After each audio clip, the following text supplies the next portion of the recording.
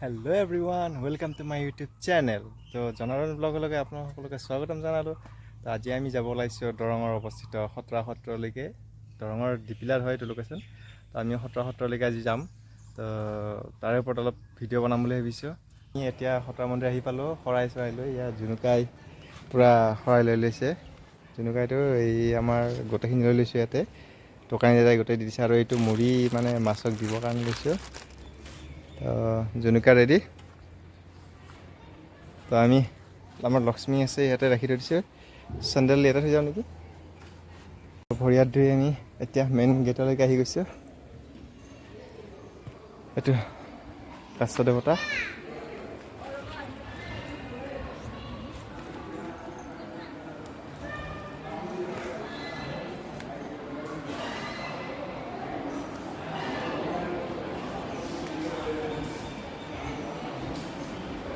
এয়া দুইফালে দুটা সিংহ ৰখি আছে আপোনাৰ ৰখীয়াকে।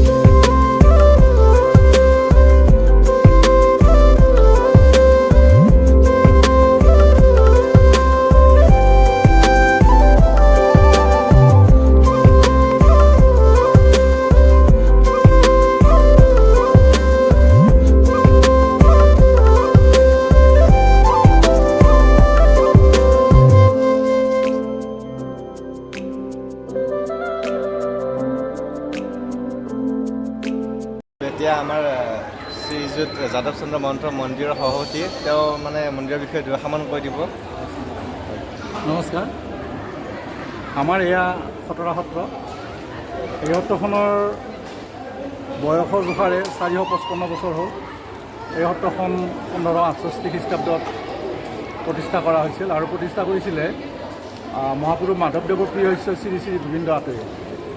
আৰু তেতিয়া আমি য'ত আছোঁ এতিয়া, সেই সময়ত এই অতব্য জংঘল আছিল আৰু সত্ৰৰ সন্মুখেৰে ননা নদীখন এতিয়া পূবেৰে আছিল, এতিয়া সন্মুখেৰে আছিল আৰু অত্যন্ত জংঘল। আৰু মহাপুৰুষ শ্ৰীমন্ত শংকৰদেৱে তেওঁ ধৰ্ম প্ৰচাৰৰ অৰ্থে সেই সময়ত বদ্ধৰংগত সোমাই ৰৌতাত তেওঁ ছমাহ কাল থাকিল, কিন্তু তেওঁ ধৰ্ম প্ৰচাৰ কৰা নহ'ল বিভিন্ন কাৰকৰ কাৰণে। জংঘল, বনৰীয়া জন্তুৰ উপদ্ৰৱ আৰু অন্যান্য কাৰকৰ কাৰণে তেওঁ ছমাহ থাকিও ইয়াত ধৰ্ম প্ৰচাৰ কৰিব নোৱাৰিলে। তেওঁ গুচি গ'ল। পৰৱৰ্তী সময়ত তেওঁ মহাপুৰুষ মাধৱদেৱক দায়িত্ব অৰ্পণ কৰিলে যে মাধৱ, মই দৰঙলৈ গ'লোঁ, কিন্তু মোৰ ধৰ্ম প্ৰচাৰ নহ'ল, তাত তুমি ব্যৱস্থা কৰা। আৰু গুৰুজনাৰ আদেশ সাৰোগত কৰি মাধৱদেৱে তেওঁৰ প্ৰিয় শিষ্য লেচাকনীয়া শ্ৰী শ্ৰী গোবিন্দ আতাক দৰঙত ধৰ্ম প্ৰচাৰৰ কাৰণে পঠালে। গোবিন্দতে ব্ৰহ্মপুত্ৰৰে আহি নৈ নদীয়েদি আহি এনেকৈ মানে প্ৰচাৰৰ কাৰণে উদ্যোগ আহিছে। পানী হেলিত সোমাল, তাতেও বৰ পানী, বানপানী, অসুবিধা। আহি আমি য'ত আছোঁ ইয়াতে, সেইদিনা আহি থাকোঁতে এইখিনিত মানে আন্ধাৰ হ'ল ৰাতি হ'ল আৰু ননৈ নদীৰ পাৰত ইয়াতেই তাৰমানে আমাৰ য'ত সত্ৰ আছে তেওঁ নৌকা বান্ধি জিৰাবলৈ ল'লে আৰু ৰাতি তেনেকৈ জিৰাই থাকিল। কিন্তু ৰাতিপুৱাই তেওঁ গা পা ধুই ঠিক প্ৰাতঃ সময়তে গা পা ধুই দেখিলে আজি বৰ্তমান আমাৰ য'ত মণিকুটী আছে মানে জংঘল, কিন্তু এই জংঘলৰ মাজতে এটা বামন ভেকুলীয়ে বিষাক্ত সাপক গিলি আছে। নাভূত নাচুক দৃশ্য, সাপেহে ভেকুলী খায়, ভেকুলীয়ে যেতিয়া সাপক খাব, এনেকৈ অদ্ভুত দৃশ্য দেখি তেওঁ ভাবিল যে ইয়াতে মই থান পতাৰ সুবিধা হ'ব নিশ্চয়, ইয়াত ঐশ্বৰিক মহিমা আছে। সেই বুলি তেওঁ ইয়াৰ হাবিখিনি চাফা কৰি লৈ তাতে তেওঁ অলপ নাম কীৰ্তন কৰিলে আৰু অলপ এখন চালিৰ নিচিনাকৈ তেওঁ জিৰো ল'লে, থান পাতিম এনেকুৱা এটা সিদ্ধান্ত ল'লে। কিন্তু এই অঞ্চলত যদিও জংঘল, আশে পাশে আঁতৰত থকা মানুহবিলাকে ইয়াত চিকাৰ কৰি খায়, পশু চিকাৰ কৰে বা চৰাই চিৰিকটি ধৰি নিয়ে। এনেকৈ এটা চিকাৰলৈ অহা 4জন ব্যক্তি, যাক নেকি খত বুলি কয়। খত মানে বেলেগ বস্তু দানত নহয়, আমাৰ নিচিনাই মানুহ, কিন্তু ইয়াতে ধৰাটো এৰি নিদিয়ে, খাটাং খিটিং, সেইকাৰণে খত বুলি কয়। আৰু সিহঁতে সেই 4খতে আহি ক'লে যে তুমি কি কৰিছা, তুমি ক'ৰ পৰা আহিছা। তেওঁ পৰিচয় দিলে যে মই অমুকৰ পৰা আহিছোঁ, মোৰ নাম গোবিন্দ, ধৰ্ম প্ৰচাৰৰ কাৰণে আহিছোঁ। আহি এনেকুৱা দৃশ্য দেখা পাই ইয়াত নাম কীৰ্তন কৰিব লৈছোঁ। তেতিয়া সিহঁতে ক'লে যে তুমি ইয়াতে যে হাবি জুয়ে নাম কীৰ্তন কৰা, ইয়াতো বন্য জন্তুবিলাক নাথাকিব, আমি কি স্বীকাৰ কৰিম, গতিকে তুমি এই কৰিব নোৱাৰা। তেতিয়া গোবিন্দহঁতে সিহঁতক বুজাইছিল, নহয় ঈশ্বৰক চিন্তা কৰিব লাগে, তোমালোকে বুজি পালে পিছত গম পাবা এইটো এটা আত্মিক শান্তি পোৱা যায়। কিন্তু তথাপিতো সিহঁতে মানা নাই। সিহঁতে কৈছে যদি ঈশ্বৰ বুজিব লাগে আমাক ঈশ্বৰক দেখুৱাব লাগিব, এই বুলি ক'লে। তেতিয়া গোবিন্দহঁতে চিন্তা কৰিলে, ঠিকে আছে ঈশ্বৰক দেখুৱাম বাৰু তোমালোকক, ঠিকে মই ঈশ্বৰক দেখুৱাম। সেইবুলি গোবিন্দহঁতে সিহঁতৰ পৰা বিদায় লৈ পুনৰ বৰপেটালৈ গুচি গ'ল।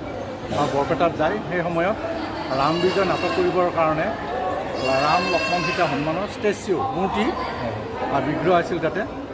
সেই বিগ্ৰহখিনি ব্ৰহ্মপুত্ৰদি আহি ননৈ নদী দি এনেকৈ লৈ আহি নাৱেৰে আনি ইয়াতে স্থাপন কৰি, য'ত এতিয়া আমাৰ গুৰু আসন আছে, গুৰু আসনৰ পিছফালে য'ত মণিকূট আছে তাত স্থাপন কৰিলে।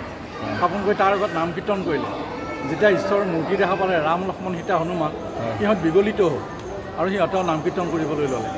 সদায় নাম কীৰ্তন কৰোঁতে কৰোঁতে সিহঁতৰ মনত মানে ক্ৰিয়া আহি গ'ল, ক্ৰিয়া আহি সিহঁতে শৰণ ল'লে। তাৰপিছত গোবিন্দহঁতে কৌশল কৰি আমাৰ এতিয়া য'ত এতিয়া এয়া 7খলপীয়া গুৰু আসন আছে, 7খলপীয়া গুৰু আসন প্ৰতিষ্ঠা কৰি তাৰ ওপৰত ধুনীয়াকৈ ভাগৱত স্থাপন কৰি দিলে। দি পাছত অহৰহ নাম কীৰ্তন এনেকৈ কৰি আহিল গতানুগতিক। পৰৱৰ্তী সময়ত সিহঁতে এনেকুৱা হ'ল, সিহঁত সংস্কাৰ হৈ গ'ল। সংস্কাৰ হৈ সিহঁতে ত্ৰিসন্ধ্যা গোবিন্দহঁতৰ লগত প্ৰাতঃ প্ৰসংগ, দুপৰীয়াৰ প্ৰসংগ, সান্ধ্য প্ৰসংগ, ইয়াৰ উপৰিও গোবিন্দহঁতৰ কলা সংস্কৃতিত বৰ এক্সপাৰ্ট আছে। তেওঁ ইয়াত মানে শংকৰী যিখিনি নৃত্য আছিল সেই নৃত্যখিনি, নাদুভদী সংগী নৃত্য, কৃষ্ণ নৃত্য, চালি নৃত্য, ঝুমুৰা নৃত্য আৰু অংকীয়া ভাওনাৰ আহিল। আমাৰ যিটো দৰঙীকুলীয়া ভৰি আছে সেই কুলীয়া ভৰিয়াটো কৰিলে, অংকীয়া ভাওনাৰ আহিল এইখিনি কৰিলে। ইয়াৰ উপৰি তেওঁ দধিমথন নাটক কৰিলে। দধিমথন নাটক আমাৰ পাছতি সময়ত কৰা হয়, অৰ্জুন ভজন নাটকখন দধিমথন বুলি কয়। এনেকৈ ঠিক মানে 12 মাহত 13টা উৎসৱ তেওঁ কৰিলে। শ্ৰীকৃষ্ণৰ জন্ম জয়ন্তী ইয়াত মানে জন্মোৎসৱটো পালন কৰাৰ ব্যৱস্থাটো কৰিলে। তাৰপিছত 5 দিন পিছতে নন্দোৎসৱ হয়, মানে পিছদিনাই নন্দোৎসৱ হয়। নন্দোৎসৱৰ ব্যৱস্থা কৰিলে। নন্দোৎসৱত একদম বোকাত মানে বাগৰি বাগৰি নাম কীৰ্তন কৰে। এনেকুৱা আকৌ 5 দিন পিছত পাছতি মহোৎসৱ কৰিলে। সেই পাছতি মহোৎসৱ এতিয়াও আমাৰ পালন কৰা হয়। তেনেকৈ এইবিলাক আহি গ'ল। আৰু আহাত যিখিনি আমাৰ সত্ৰীয়া বা মহাপুৰুষীয়া উপাচাৰ যিখিনি ৰীতি নীতি, সেইখিনি প্ৰতিষ্ঠা কালৰ পৰা আজি 455 বছৰ হ'ল। প্ৰাতঃ প্ৰসংগ, দুপৰীয়াৰ প্ৰসংগ, সান্ধ্য 14 প্ৰসংগ এই সত্ৰত এইখিনি হৈ আহি আছে। ইয়াৰ উপৰিও খোলৰ গাড়ী বাগৰ আছে আমাৰ বিশিষ্টভাৱে। খোলটো বজাই অন্যান্য সত্ৰত খোলৰ গাড়ী বাগৰটো না, আমাৰ সত্ৰত আছে। গাড়ী বাগৰ মানে হ'ল খোলটো বজাই বজাই গোটেই গাটো দিয়ে বাগাৰে। আমাৰ দেহাটোক গাড়ী কয়তো, মাটিত মানে একদম বাগৰি বাগৰি খোল বজাব পাৰে। আমাৰ সেইটো খতৰা সত্ৰতহে আছে। আজিকো প্ৰতি এইটো আমাৰ চলি আহি আছে। ঠিক এইভাগে এতিয়া খতৰা সত্ৰ লাহে লাহে প্ৰচাৰ হৈ হৈ এখন মানে পুণ্য তীৰ্থত পৰিণত হৈছে। আগতে প্ৰচাৰ বিমুখ আছিলে, এতিয়া দৰঙৰে নহয় অসমৰ বিভিন্ন প্ৰান্তৰ, আনকি ভাৰতৰ অন্য ৰাজ্যৰ ব্যক্তিও যদি আমাৰ গুৱাহাটীলৈ বা মংগলদৈলৈ আহে, তেতিয়াহ'লে আমাৰ সত্ৰখন দৰ্শন কৰিবলৈ আহে। আৰু বহুতে ভাবে ইয়াতে নিশ্চয় আমাৰ ফল প্ৰাপ্তি হয় বুলি ভাবে। এইটো কথাই আমাৰ মানুহৰ এটা বিশ্বাসে মিলয় হৰি। গতিকে ইয়াতে মানুহবিলাকে পঢ়া ল'ৰা ছোৱালীৰ পৰীক্ষাৰ আগে আগে ইয়াত শৰাই দি সেৱা লয়, যাতে তেওঁলোকৰ পৰীক্ষা ভাল হয়। আকৌ ঘৰৰ অসুখ বিসুখ থাকিলে তেনেকুৱা মানসিক প্ৰশান্তিৰ কাৰণে ইয়াত মানুহবিলাকে শৰাই অৰ্চনী দি ইয়াত সেৱা লয়। ঠিক এইভাগে সত্ৰখন চলি আহিছে। আৰু গতানুগতিক এতিয়া সত্ৰখন এখন বিকশিত প্ৰকাশিত সত্ৰ হিচাপে প্ৰচাৰ হৈছে। বহুতে মানে বিশ্বাস কৰে মানে খটৰা সত্ৰত কিবা এটা বিচাৰি আহিলে তেওঁ নিশ্চয় ফল পায় বা তেওঁ ইয়াতে কিবা এটা নিশ্চয় কিবা এটা আশা লৈ আহে, সেইবিলাক সফল হয়। এইটো কথাটো মানে প্ৰকৃততে সঁচা হয়নে? এতিয়া আমি সঁচা বুলি আমি ক'ব লাগিব এইকাৰণে, দৰ্শনাৰ্থীবিলাকে নিজে কয় হয়, খটৰা সত্ৰত এটা মানে সেৱা লৈ থৈছিলোঁ হয়, যে আচলতে যত্ন লাগিব। হয়। আমাৰ ল'ৰাটোৱে পঢ়া শুনা প্ৰশস্ত হ'বৰ কাৰণে সি খুব যত্ন কৰি এনেকৈ কিন্তু ভাল ফল এটা পোৱা হ'ল। কিন্তু ফলটো এনে নাপায় দেই, ইয়াত শৰাই এখন দে, ফল এথোকা দিলেই ফল পোৱা নাযায়। সেইটো দি উঠি যত্ন কৰিব লাগিব। আচল কথা এইটো প্ৰেৰণা এটা পায়, সেই প্ৰেৰণাইটো কাম কৰে তাৰমানে। আমাক বহুতে কয় যে ফল এটা পাইছোঁ, ভাবি থৈছিলোঁ, ল'ৰাটো চাকৰিটো হ'ল, এইবাৰ 3য় বৰ্গৰ চাকৰি, 4ৰ্থ বৰ্গৰ চাকৰি বহুতৰে হৈছে। আৰু বহুতে ইয়াত হেনো শৰাই ভাবি থৈছিল। শৰাই কাৰণেহে পালে নেকি? নহয়, তেওঁলোকৰ ইণ্টাৰভিউটো ভাল হ'ব লাগিব, যত্ন কৰিব লাগিব। যিয়ে ৰাতি শুই আছে শৰাইখন দি, সি চাকৰি পোৱা নাই। যিয়ে ৰাতি শুই থকা নাই, লাগি আছে, সি চাকৰি পাইছে। অন্ততঃ 3য় বৰ্গ 4ৰ্থ বৰ্গৰ এই যে ফলাফল হ'ল, বহু ল'ৰা আহিছে, ছোৱালী আহিছে, কৈছে প্ৰভু আমি এনেকৈ ফল পাইছোঁ। ধন্য তোমালোক, কাৰণ তোমালোকে ফলো বিচাৰিছা, যত্নও কৰিছা। খেতি কৰিলেই নহ'ব, তাত সাৰ পানী দিব লাগিব, নিয়ৰি মাৰিব লাগিব। পঢ়া ল'ৰা ছোৱালীও সেইটোৱে কথাটো, সিহঁতে যত্নটো প্ৰযত্নত এই কথাবিলাক হৈ আহে। বহুত মন্দিৰ মছজিদ আচলতে বহুতে অন্ধবিশ্বাসেদিয়ে কৰে, কিন্তু ইয়াত কিন্তু বিজ্ঞানো আছে। বিজ্ঞানটো সেইটোৱে, কামটো কৰক, লাগি থাকক, চৰ্চা কৰক, ঈশ্বৰকো চিন্তা কৰক। এইটো হ'ল বিজ্ঞানৰ লগত এটা সম্পৰ্কিত।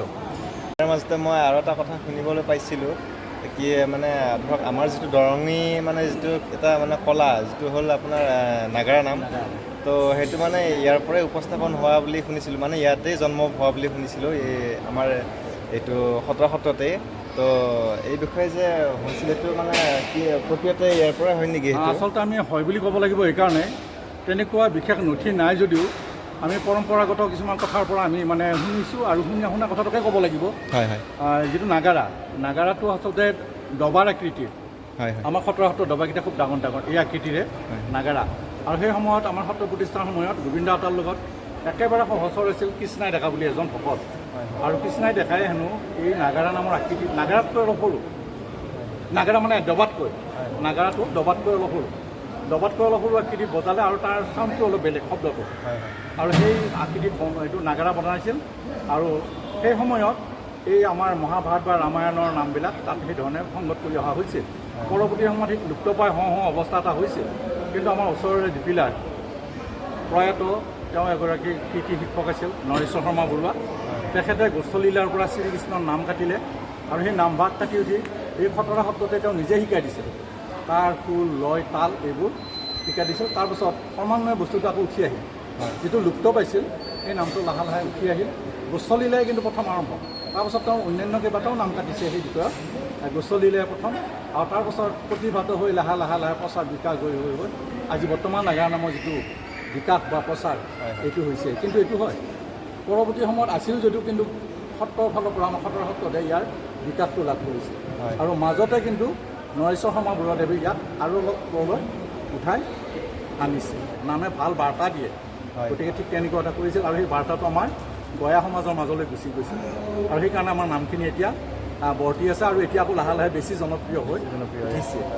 আপোনালোকলৈ অনুৰোধ ৰাখিছোঁ, এই অসমৰ অন্যান্য কিছু সত্ৰত আকৌ মহিলাৰ প্ৰৱেশ নাই বা অনেক কিবা কথা আছে, আমাৰ ইয়াত মহিলাৰ প্ৰৱেশ আছে। প্ৰৱেশ হ'লেও মহিলাসকল আমাৰ ইয়াত যা তাকে নাহে, সাত্বিকভাৱেই আহে। গতিকে মহিলাসকলৰ প্ৰৱেশ আছে, পুৰুষৰ প্ৰৱেশ আছে, আৰু ইয়াত আমাৰ গোড়ামীটো নাই।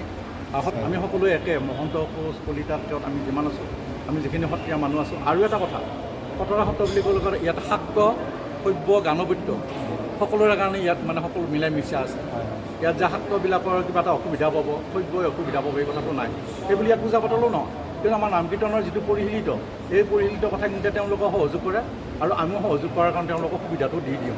আৰু সেইকাৰণে খটৰা সত্ৰ বৰ্তমান সমন্বয় আৰু সম্প্ৰীতিৰ বিশেষ তীৰ্থ বুলি আমি ক'ব পাৰোঁ। আমাৰ স্কুলীয়া ছাত্ৰ ছাত্ৰীবিলাক আহেতো, মুছলিম ছাত্ৰ ছাত্ৰীবিলাকে এটা বৰ বিশ্বাস কৰে, খটৰাত ময়ো বিশ্বাস কৰোঁ। কিন্তু তেওঁলোক আহিব নোৱাৰিলে আমাৰ হিন্দু ছাত্ৰ ছাত্ৰীৰ জৰিয়তে শৰাই দিয়ে, তেওঁলোকৰ শৰাইভাগ আমাৰ হিন্দু ছাত্ৰ ছাত্ৰীৰ জৰিয়তে সত্ৰ পোৱাৰ ব্যৱস্থাটো কৰি দিয়ে। ইয়াৰ পাছতিত সকলোৱে আহে, পাছতিত বিশ্বকৰ্মাৰ লগত একেলগে পৰাৰ কাৰণে আমাৰ বহুতে খটৰা বিশ্বকৰ্মা বুলি কয়। খটৰা সত্ৰত কিন্তু বিশ্বকৰ্মা পূজা নহয়, পাছতি মহোৎসৱ নাম কীৰ্তন হয়। আগতে হৈছিল 2 দিনীয়া, এতিয়া এদিন 2 দিনকৈ 5 দিনীয়া হ'ল। এতিয়া যথেষ্ট মানুহ আহে, গতিকে উৎসৱ যে এতিয়া মহোৎসৱ হৈছে। গতিকে আশা ৰাখিছোঁ আপোনালোকৰ ইউটিউব চেনেলৰ জৰিয়তে এনেকৈ প্ৰচাৰ হওক, সত্ৰখনৰ ভালখিনি প্ৰচাৰ হওক। কিবা বেয়া দেখিলে আমাৰ সমিতিক পৰামৰ্শ দিব তেনেকুৱা, আৰু যেতিয়া আমি অনুষ্ঠানটো আগুৱাই লৈ যাব তেতিয়াহ'লে আমাৰ সত্ৰখনো ভালে থাকিব, অসমখন ভালে থাকিব, সমাজখন ভালে থাকিব। হয় হয়। তো এইখিনিতে মই আমাৰ সভাপতি ডাঙৰীয়াৰ পৰা মই অলপ বিদায় ল'ম। তো মই আৰু মানে অলপ বাহিৰা কিছুমান আৰু চাবলগীয়া বস্তু আছে, সেইখিনি দেখাই দিওঁ বাৰু। শ্ৰী গোবিন্দ আটাৰ সেইখিনি দেখাই দি আছোঁ থানখন, তেওঁৰ যিটো নামঘৰ আছিলে সেইবিলাকো মই দেখাই আছোঁ। এতিয়া আপোনালোকে চাই থাকক ভিডিঅ'টো আগলৈ। এইখিনি ঠাইতে গোবিন্দ আটা বসবাস কৰিছিলে, তেওঁৰ ইয়াতে ঘৰ আছিল মানে, সেইকাৰণে এতিয়া তেওঁৰ স্মৃতিতেই ইয়াতে এটা নামঘৰ সাজি দিছে।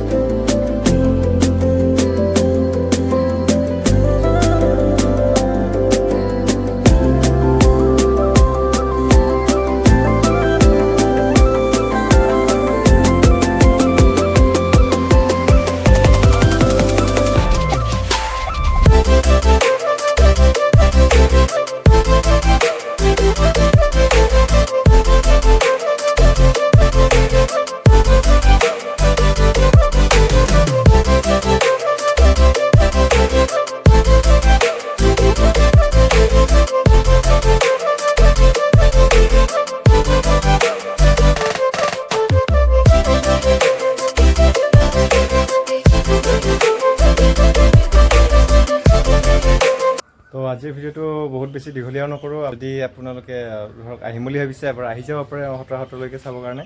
আৰু ধৰক বহুত প্ৰমাণিত মন্দিৰ হয়, বহুতে মানে ধৰক বহুত ধৰণৰ প্ৰমাণ পাইছে, তাৰ পৰা এবাৰ পূজা কৰি চাওক এবাৰ আহি পেলাই, তো নিশ্চয় প্ৰমাণ পাব। তো আজিৰ ভিডিঅ'টো ইমানতে আছিলে। তো আকৌ লগ পাম এটা নতুন ভিডিঅ' লৈ।